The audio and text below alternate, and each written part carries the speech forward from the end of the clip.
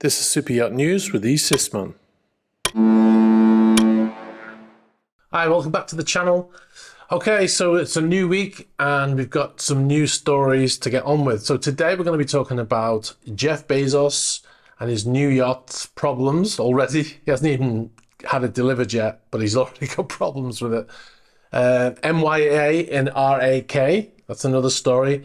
Some Elon Musk news references satellite internet system, and one of the largest yachts in the world has been spotted off the coast of England.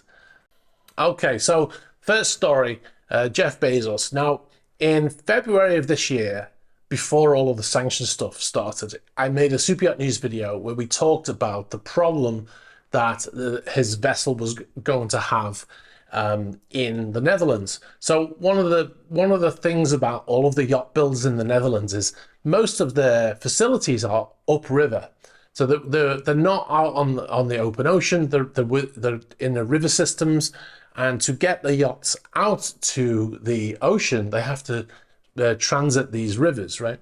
So as the yachts are getting bigger and bigger, now they've started to run into issues with bridges and things like that, and the width of yachts and stuff like this. So in this particular instance, the company Ocean Co, who's been building this vessel for Jeff Bezos, they had a problem and they thought they had a solution, but they've kind of backtracked on it now. So his yacht is being built in the Alblasserdam facility in the Netherlands, and to get the vessel out of the open ocean, there's a bridge in the way. And the bridge is called the Koningshaven or the King's Harbour Bridge, and it's in Rotterdam, and it's 145 years old. And now what happened is that during the war, I think it was damaged during the war, and it was one of the first things to be rebuilt at the end of World War II. So obviously it has a lot of meaning to the people who live in Rotterdam and the people of the Netherlands. And it's like a predominant thing on the skyline there. And they did some maintenance work on it in 2017. And when the council finished the maintenance work, now, by the way, this bridge is no longer in use. It used to be a railway bridge, I believe, but it's no longer in use, but it's like a monument to, days gone by. And when the council did the refurbishment on it, they said, we'll never dismantle this bridge again. But then Jeff Bezos said, hold my beer, right? So the boat being built for Bezos is a 127 meter or 416 foot sailing yacht. It's known as Y721 at the moment. That is a ship number. That's a slot number for the shipyard. It doesn't have an actual name yet. And the problem with this vessel is it's so tall that it won't fit under this bridge in one piece. Hence this plan they came up with this plan to remove the center section of this bridge, and obviously Jeff Bezos was going to pick up the tab. Everyone's a winner, right? But the locals in Rotterdam, or some of the locals at least, got wind of this, and they were not happy about it. Now I'm not sure if it was more to do with the fact that we're going to take down this bridge, or the fact that it was Jeff Bezos wanting to take down this bridge. But anyway, they created a Facebook page which was throw eggs at Bezos, basically. So and they were all going to turn up on the day. They got wind of a date, and they were going to egg the boat, right? Now, it does sound funny, but the problem is Jeff Bezos is not going to be there at the wheel. It's going to be crew and shipyard workers, and they're all going to get basically assaulted by people throwing stuff. God knows what else they'd throw as well, right? This plan now has been withdrawn. Obviously, it's July now, but maybe the date was meant to be the 4th of July. I don't know. But the date, the plan was withdrawn. The shipyard obviously found out about this, and they felt threatened by this, and they didn't want to go ahead with it.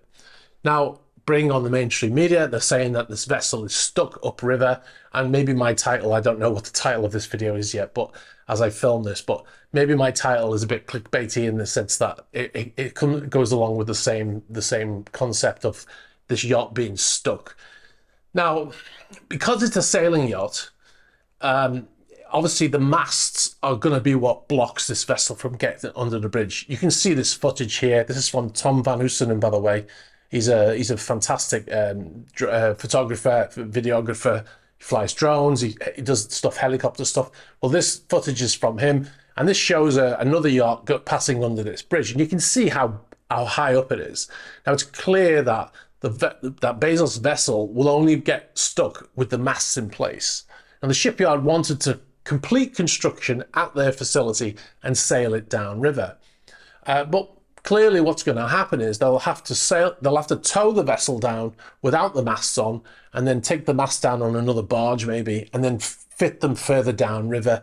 And that will be how they do it. They said they didn't want to do that because they felt all the tools and equipment is in that one place, and they'd rather do it all in one place.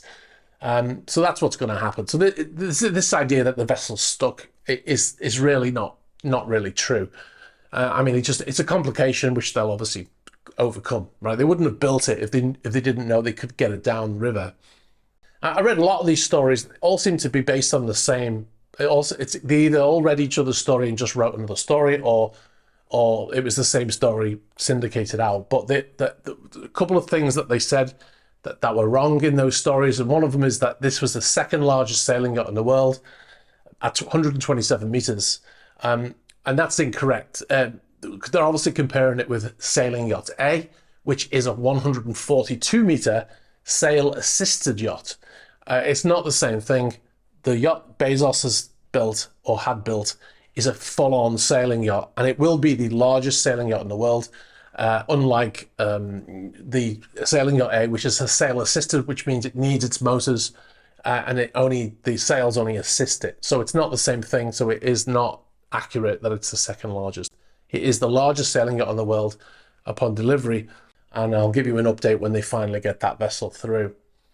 Okay, so we'll move on to the next story now. This is about Miti A, MYA and RAK. So Miti A, a very striking vessel, it belongs to Andrei Melnichenko.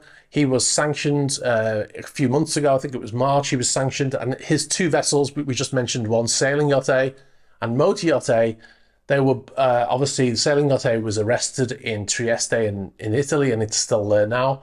And Miti A was in the Seychelles, and was it the Seychelles or the Maldives? Anyway, it was in that area, and the vessel disappeared off AIS at that time. Hasn't reappeared on AIS since, but we've tracked it. The East Isthmian SuperYachts channel has tracked it to Ras Al Khaimah, as I'm sure you'll know if you watch regularly. The vessel's been there ever since. Now, there was a story in Fox Business that said that the vessel had been reflagged with an Emirates flag. That is incorrect. The vessel, well, I got some video footage from yesterday, and you can see that this was taken at 11:30 a.m. And there's no ensign on the vessel. So that means the ensign, every day of the week, they'll put that ensign up at 8 a.m., take it down at 8 p.m. Also, unless it's in the shipyard in the dry dock or something. And also, underneath where the big A is, there should be the home port name there, and it is blank. So the vessel has not been re-registered, and that's probably one of the reasons why it's still sat where it is. So no home port, no flag state. So that's as of the 3rd of July, and that vessel is still sat there. Okay, so we'll move on to the next story. About a year ago, almost a year ago to the day, I made a video about how Elon Musk will transform the yachting industry. I'll put links so you can go and watch that video. It's a very in-depth video in how super yachts and other marine vessels communicate, using VSAT, satellite internet and 4G and all that stuff. And I go through all that stuff, and it's done in a way that you can understand it. You don't have to be a digital or a technical person. But we talked about this new constellation of low Earth orbit satellites that Elon Musk is building. It's a massive endeavor. And when it's finished, it's going to have 40,000 satellites moving around the planet. He's not the only one that's building one of these constellations, by the way. There are a number of constellations. This is the new thing in satellite technology. One of the problems with Elon Musk's system is he wasn't approved by the FCC, the Federal Communications Commission. He wasn't approved for use on moving vehicles, and up until recently, his system was geo-locked to prevent people from using them moving around. Well, the FCC has just approved the system for use on vehicles such as ships, right? So this is great news for Elon Musk. It does not mean that every VSAT system is now redundant because Musk's system will take over. There are still restrictions for that system, but it's very interesting. Watch the video if you're interested in this story. But yeah, the big news there is that the FCC has approved it for use on moving vehicles. So in the US, for instance, if you've got an RV and you want fast satellite internet, you can use this system now on your vehicle. Okay, I've got one more story, and that is Miti Blue spotted off the coast of England. It left the Lursen facility in Bremen in Germany on the 2nd of July, I believe, and it headed through the English Channel. And a chap on Instagram called Phantom and the Drone, he sent me some photographs, not from his drone, unfortunately, but the yacht was passing by in the English Channel. It's 5 miles out anyway. It's too far for his drone to go. So this yacht is now the second largest yacht in the world, only second to Dilbar. And we're going by volume, of course, and it's 15,320 tons compared to Dilbar's 15,917 gross tons. So that is a very small difference. However, Blue is longer than Dilbar at 160 meters or 524 feet, compared to Dilbar at 156 meters. And she has a 26 meter beam. It is a massive yacht. So the vessel is heading to Malta, according to AIS data. And it looks like the vessel's going to arrive on the 9th of July in Malta. Now, the owner of this vessel is not a Russian owner. According to SuperYacht fan, is Sheikh Mansour bin Zayed Al Nahyan. I think he's a member of the Saudi royal family. He also owns Miti A+, which is obviously too small, but it's 147 meters long or 482 feet. And he has a Boeing 787 Dreamliner as his private jet. So yeah, he's not short of a few bob. Okay, I'm going to leave it there.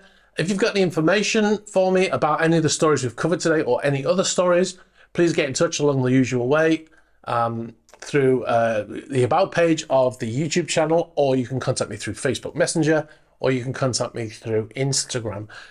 I also have a new way for you to contact me using an app called Threema. And this app is like Signal or WhatsApp. However, when you sign up, you do not have to put an email address or a phone number. You can be completely anonymous. You can sign it as Elvis Presley if you want. And you can send me information completely anonymously. Now, to contact me, once you sign up, you can contact me by scanning this thing on the screen here, or you can contact me with a code, which I'll put in the description of this video. And like I said, it's completely anonymous. If you don't know how to set up this app, I'll put a link in the description of this video to a step-by-step video showing you how to set it up. But like I said, it's completely anonymous, and you can contact me and send me information about anything, any of the subjects that you want to talk about in this industry. All right, thanks very much for watching. Don't forget to like this video, subscribe, and hit the bell for future notifications.